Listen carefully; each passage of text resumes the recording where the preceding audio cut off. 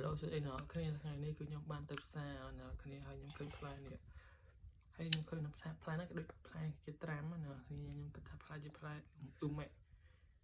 ប៉ុន្តែវាទូចអ្នកគ្នាផ្លែអ៊ឺម៉ែដល់ធំរសជាតិវាជូរល្វីងតិចហើយឥឡូវយើងប្រដាក់មួយអំបិលអ្នកគ្នា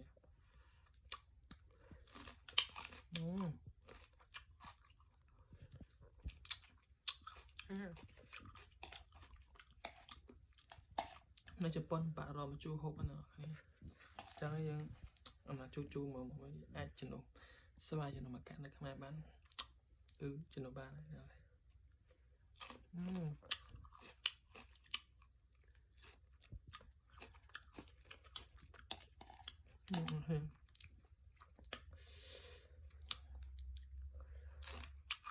យ